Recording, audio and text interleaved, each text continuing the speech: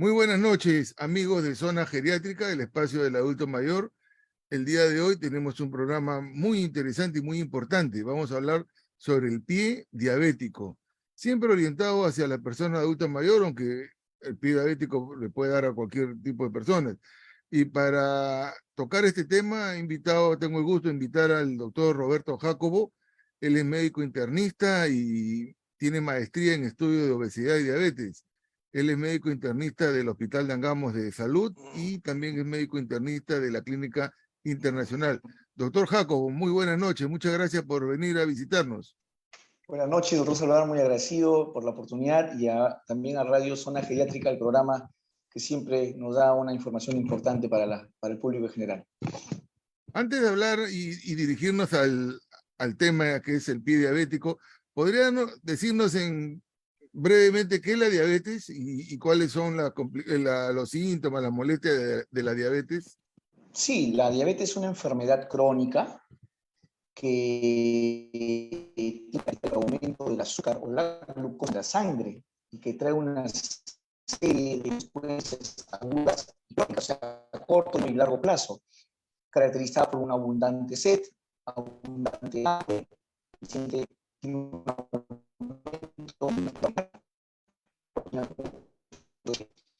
eso hay cambios en la visión, que se llama la diabetes. Y bueno, el término diabetes, como en otro hemos referido, es un término dado por un griego que comparó los síntomas de la diabetes con un sifón, que es un instrumento que brinda mucha agua. Como el diabetes orinaba mucho, le bautizó a este conjunto de enfermedades como diabetes, que significa sifón. Por ello, es la característica más importante del diabético de orinar frecuentemente por una carga elevada de azúcar en la sangre. ¿Y por qué ahora cada vez es más frecuente la diabetes? Antes se hablaba menos, ahora se habla más de la diabetes.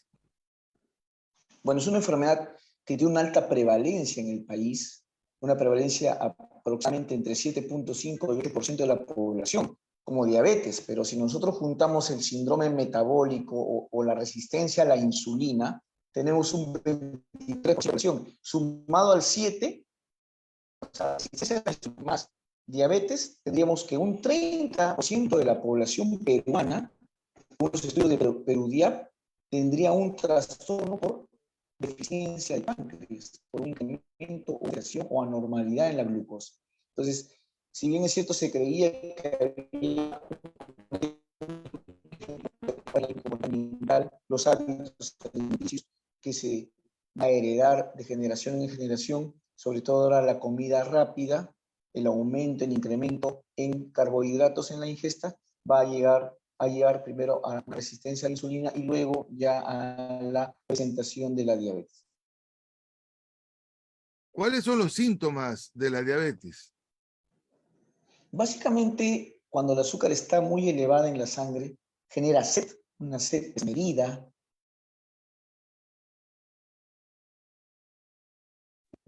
en lo que es la micción, el paciente orina abundantemente durante el día y en las noches más de 2 veces, lo que se llama la nicturia. Hay pérdida de peso, porque hay pérdida de glucosa y de proteínas por la orina. Hay pérdida de la visión, porque el incremento de la glucosa inicialmente produce trastornos en la visión. Hay incremento en la sensación de comer. Hay parestesias o adormecimientos. Hay dolor, tipo ardor, quemazón en las extremidades. Y todo lo que llevan a las 7 P's, que son los 7 síntomas importantes del diabético, ¿no? ¿Se puede prevenir la diabetes? Bueno, sí. Si tenemos pacientes que tienen ciertos factores de riesgo, instaurando una dieta adecuada, ejercicio adecuado, buen control del peso, mejora del índice de masa corporal, se puede prevenir. Para ello, uno realiza una famosa encuesta, la famosa encuesta de Findrix, que tiene varios puntos en donde el paciente empieza a resolver esa encuesta. Y si esa encuesta tiene 11 puntos o más, ese paciente está en riesgo de diabetes y hay que tomar cartas en el asunto. Si tiene menos de 11, podemos darnos un tiempo de observación. Entonces, la diabetes en algún momento puede prevenirse. Cuando ya el cuadro clínico está instaurado y la diabetes está en su cuadro florido, ya no se considera que es reversible. Sí controlable, pero no reversible. ¿Algún tipo de ejercicio se recomienda en particular?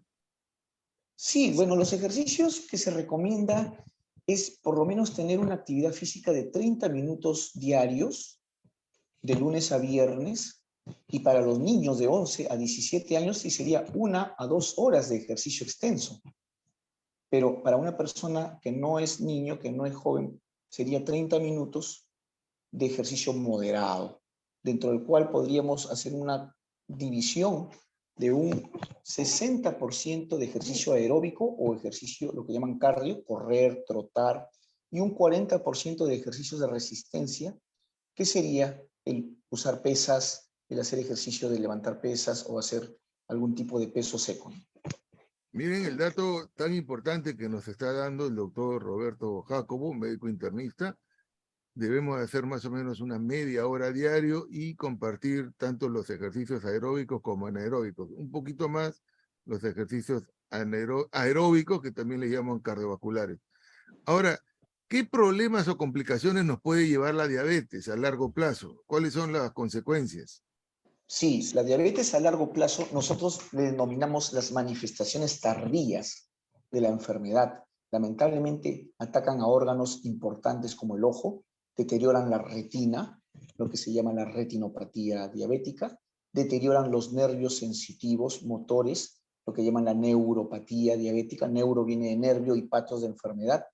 Luego alteran el corazón, lo que se llama la cardiopatía diabética, producen enfermedad en los vasos sanguíneos, tanto grandes, lo que se llama la macrovasculatura, como las arterias coronarias, las arterias cerebrales, produciendo infarto de miocardio, produciendo el famoso infarto cerebral, como también a las arterias pequeñitas, que son del calibre de un pelito, lo que se llama la microvasculatura, dañando los nervios y dañando los tejidos periféricos, como en especial el pie, que es el que vamos a hablar en un momento. Miren, doctor, o sea, quiere decir de que daña diferentes órganos la diabetes, ¿no? Porque el que menos se imagina un pie diabético, pero usted está mencionando corazón, arterias grandes, arterias pequeñas. Es muy agresiva esta enfermedad. Sí, cuando el paciente no tiene conciencia de su enfermedad, no lleva una dieta adecuada, no toma los medicamentos, no hace los ejercicios, entonces se descompensa, la glucosa sube tan alta que produce una toxicidad al mismo páncreas y a otros órganos, produciendo también complicaciones agudas como es el famoso coma diabético, que bueno, no es el tema de conversación, pero puede llevar a una mortalidad muy alta. O sea que la diabetes compromete el corazón, el cerebro, los riñones, el ojo y los pies, ¿no? Y ahora vamos a centrarnos al tema por el que nos hemos reunido. ¿Qué es el pie diabético? ¿A qué le llamamos un pie diabético? Muy bien. El paciente diabético que tiene más o menos una evolución entre 8 y 15 años, sobre todo si no ha estado bien controlado, va a tener daño en las pequeñas arterias, en las arterias microscópicas, que son del calibre de un cabello, lo que llaman la microvasculatura. Entonces no va a llegar sangre adecuada a los nervios que se encargan de la sensibilidad del pie, ni también a los tejidos del pie, sobre todo los tejidos finales, los dedos de los pies, el dorso del pie. Entonces, ese pie va a tener un trastorno en la sensibilidad, en la parte neurológica, y también no va a estar bien irrigado, no va a llegar bien la sangre a los diferentes dedos de los pies, a las diferentes partes de la planta de los pies. Entonces, si este paciente va a presentar este cuadro, la piel se va a secar, va a haber microgrietas, los vellos se van a caer y van a haber microgrietas en donde pueden entrar bacterias. Además, si ese paciente no tiene ya sensibilidad y camina descalzo, puede pisar de repente un vidrio, puede pisar una aguja, puede pisar Clavo. una espina, un clavo, se forma un huequito y como no hay una buena irrigación, por lo tanto no va a haber una buena cicatrización. Por lo tanto ese tejido va a empezar a morir Y el tejido muerto genera caldo de cultivo para bacterias. Y esas bacterias van a infectar esa zona, se va a agrandar esa herida, se va a formar pus en los tejidos de los pies. Incluso pueden morir tejido, como por ejemplo un dedo, 2 dedos, 3 dedos, ponerse negro, lo que llamamos necrosis seca o gangrena seca, y producir lo que se llama el pie diabético ya descompensado, que de repente puede llevar incluso hasta una amputación del miembro. O sea que no hay que esperar a que se vea la úlcera o la necrosis para considerar que una persona, que un diabético ya tenga pie diabético. Así es. Hay signos que nos ayudan ya a valorar el riesgo de que ese paciente en cualquier momento va a ser un pie diabético. Por ejemplo, valorar, ver la piel del paciente, examinar los pies, se da cuenta que la piel está seca. La piel no es una piel hidratada. Ya es un signo de riesgo. De repente, en una pierna hay menos vellos que en la otra. Entonces quiere decir que no hay una buena irrigación. Es otro signo de riesgo. Hay que observar también las deformidades en los pies, los dedos, lo que se llama los juanetes, las deformidades, los callos, los dedos en gatillo, todas esas cosas hay que observar, esas deformidades que pueden predisponer. También es importante ya en el caso del médico palpar los pulsos pedios o los pulsos tibiales posteriores del pie, y si esos pulsos están disminuidos, ese paciente está en riesgo y hay que tomar cartas en el asunto, hacer estudios especiales como el ecodoppler arterial y dar un tratamiento preventivo y mejorar la glucosa, porque ese paciente en cualquier momento, con cualquier herida, con un honguito que le salga en los dedos, con un rascado, con un pequeño trauma, puede generar el inicio del final, terminar después en una amputación. Ahora, cuando usted ha mencionado, ¿no? Cuando un paciente tiene una herida, ya sea por un vidrio, un clavo, una tachuela, se forma la úlcera que no se puede curar, no cicatriza, al final, inclusive se pone negra, ¿no? ¿Cuándo hay que amputar? ¿Cuándo ya el clínico que ha manejado este pie diabético en el hospital dice, lamentablemente ya hay que llamar al traumatólogo? ¿Cuándo uno dice eso? Bueno, a veces lo que nosotros vemos es la punta del iceberg. A veces vemos un dedito que de repente en la falange distal, en la parte final, ese dedito tiene un puntito negro. Y nosotros podemos decir, bueno, es un área pequeña de tejido que ha muerto. Pero esa es de repente la punta del iceberg, porque de repente todo el árbol de arterias pequeñas y medianas ya están obstruidas. Y de repente intentar salvar ese dedito no va a ser posible, porque ya todo el árbol arterial está obstruido, está comprometido. Entonces, lo que nos puede permitir tomar una decisión es hacer un estudio vascular, que es el Doppler arterial, para ver hasta dónde hay la obstrucción y hasta dónde se puede salvar ese pie, porque si hay una obstrucción que compromete todo el árbol arterial de ese pie, lo más probable es que sea necesario una amputación supracondilia, o sea, por encima de la rodilla. Sí, pues lamentablemente yo también he tenido la ocasión, la penosa ocasión, porque nos da pena cuando uno de nuestros pacientes pierde un miembro, ¿no? Ya no va a ser el mismo. Pero vayamos a la prevención. ¿Qué hacer para que un diabético no llegue a tener pie diabético? Que es bastante común, lo vemos muy seguido, pero haciendo prevención, ¿qué es lo que usted recomienda a un diabético? Primero, un buen control metabólico, mantener una glucosa lo más cercano a lo normal. Para ello hay ciertos criterios que ahorita de repente hablar un poco de tecnicismo no es el caso, pero mantener un buen control de la glucosa, mantener un buen control del peso, mantener un buen control de la presión arterial, mantener un buen control de los lípidos, colesterol, triglicéridos, eso primero que nada.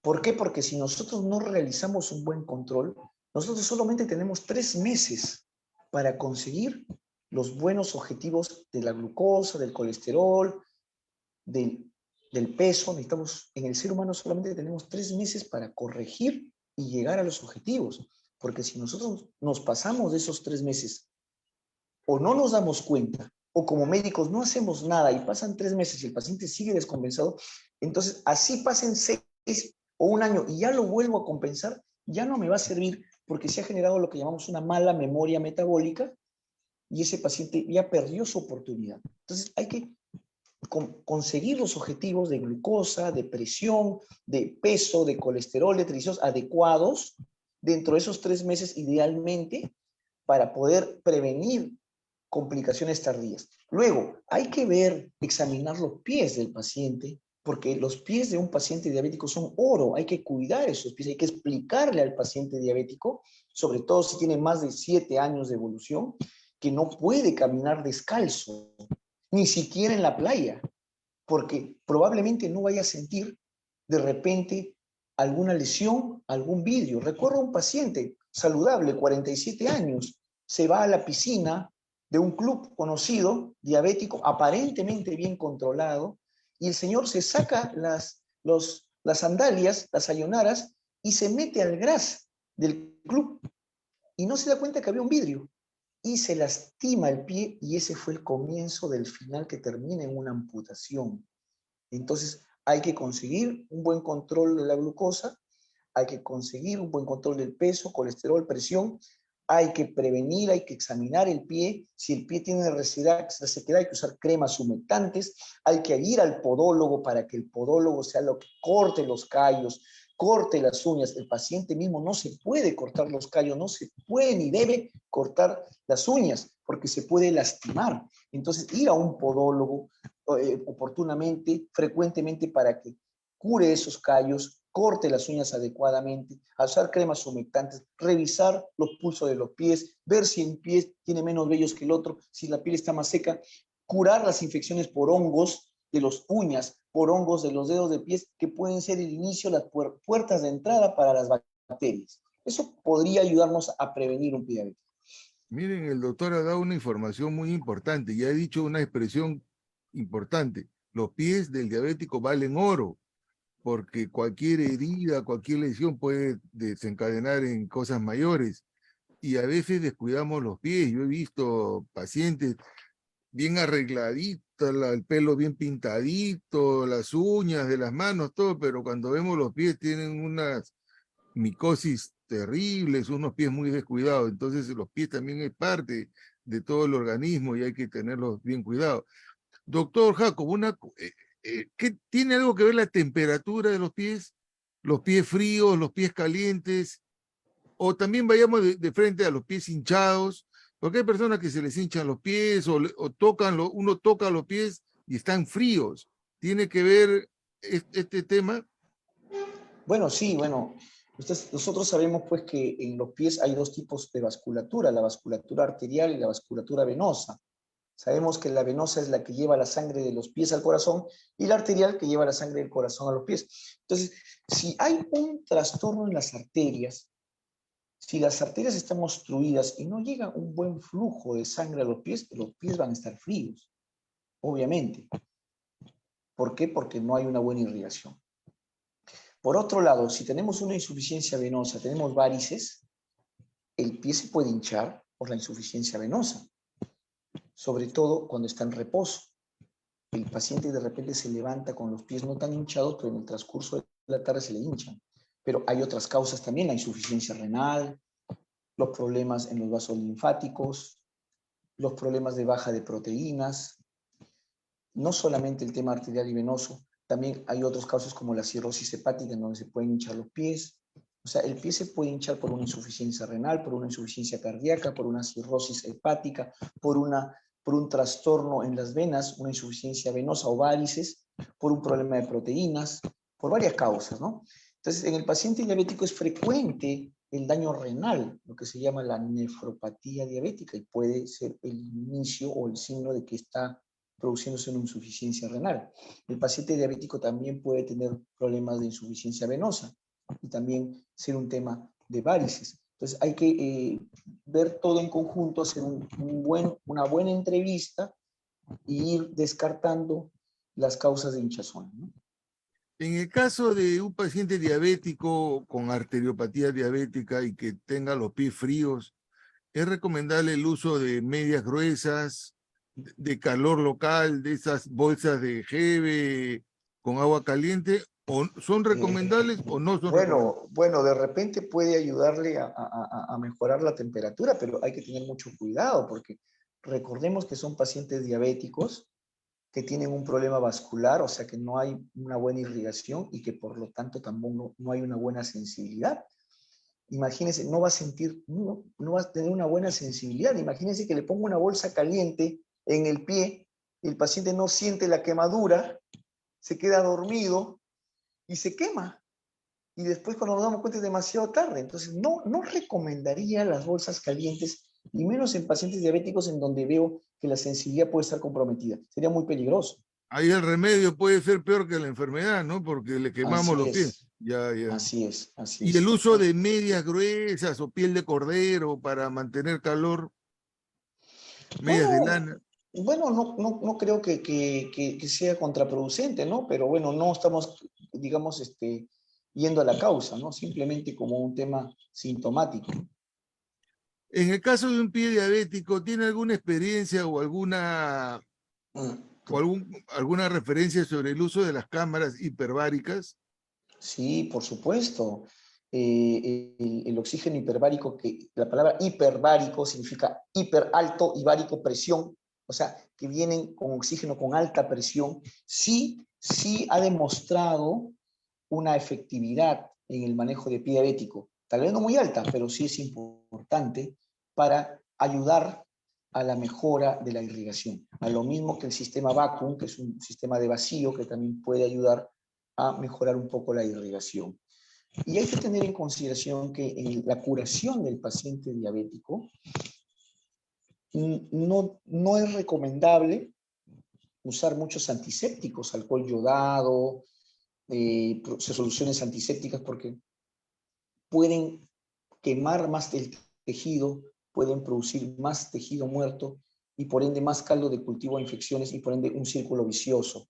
De tal manera que lo recomendable en la curación del pie diabético es lavar con agua o cloruro de sodio, limpiar, sacar la pus con el cloruro de sodio, quitar con una tijerita o una navajita el tejido muerto y dejar el tejido que está más vitalizado. Y de esa manera podemos con antibióticos, muchas veces endovenosos, poco a poco ayudar a que se forme un tejido nuevo. Esa es la recomendación actual. ¿Y el agua oxigenada ayuda o no ayuda mucho? El agua oxigenada, en este caso, creo que no me ayudaría porque de repente produciría más necrosis de tejido, igual que el alcohol. Lo que se más recomienda en este momento, lo que más se sugiere es el agua pura o el cloruro de sodio.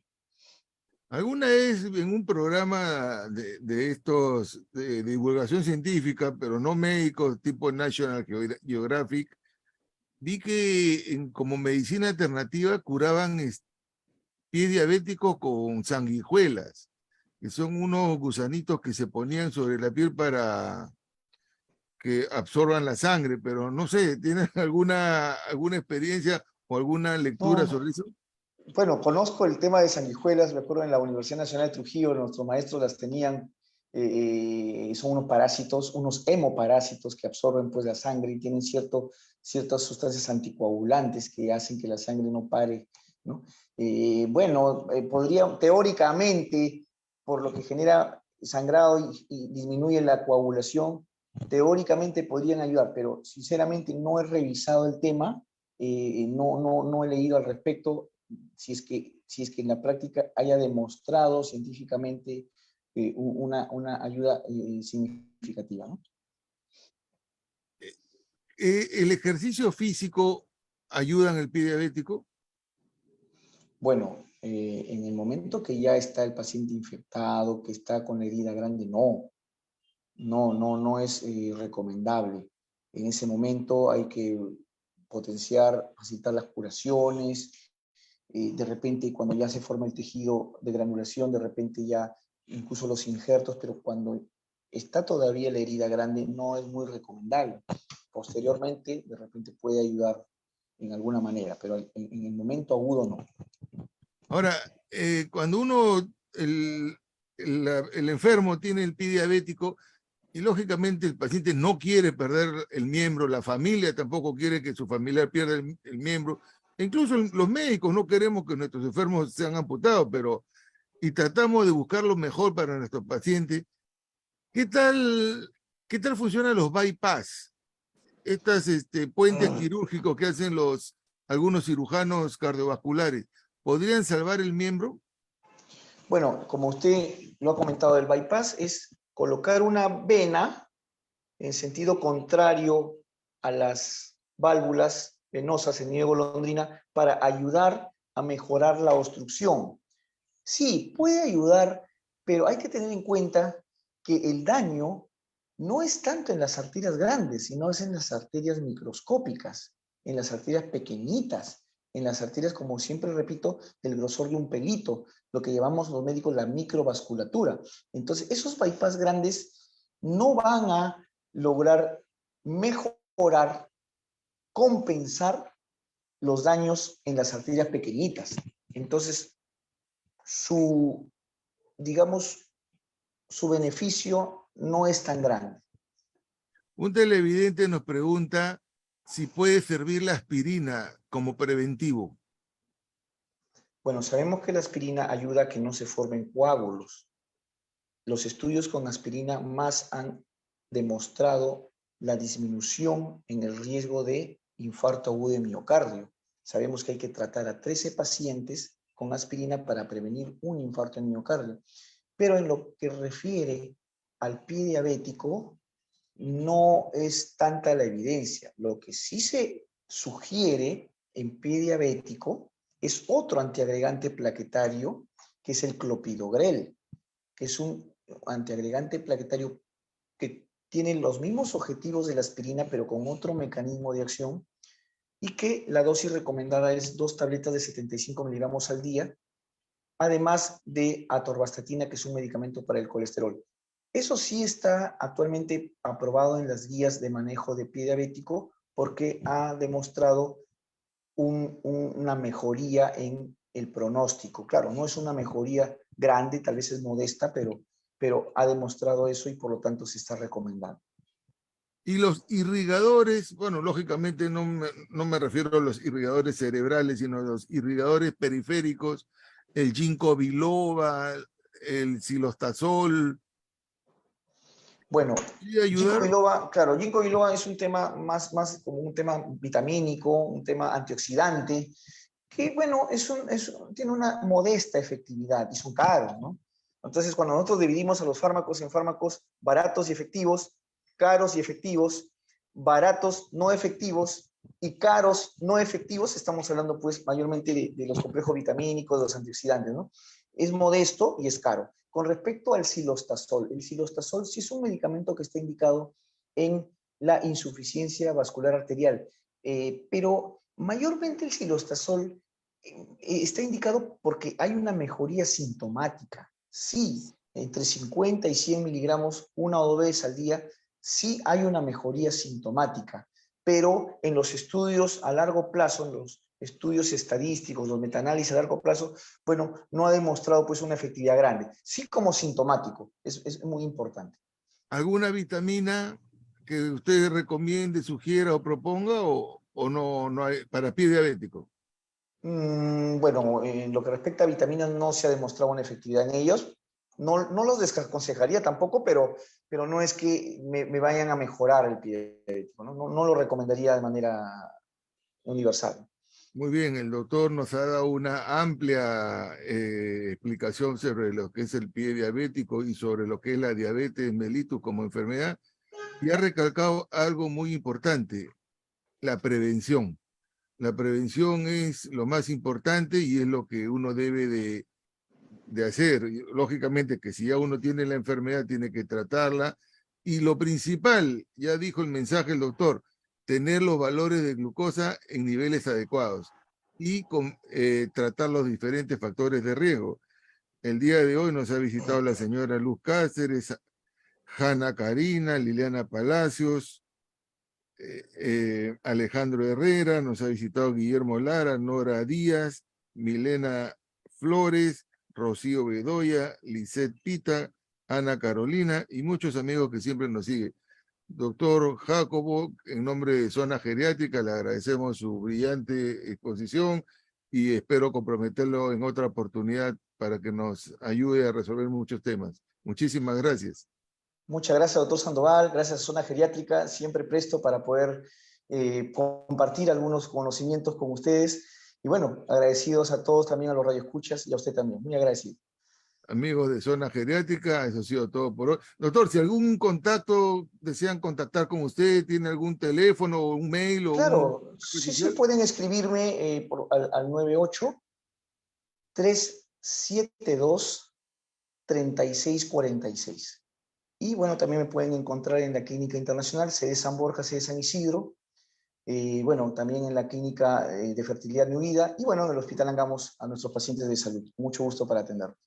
Muy bien, amigos, ha sido el doctor Roberto Jaco y nos vemos el próximo miércoles en Zona Geriátrica. Muy buenas tardes. Gracias.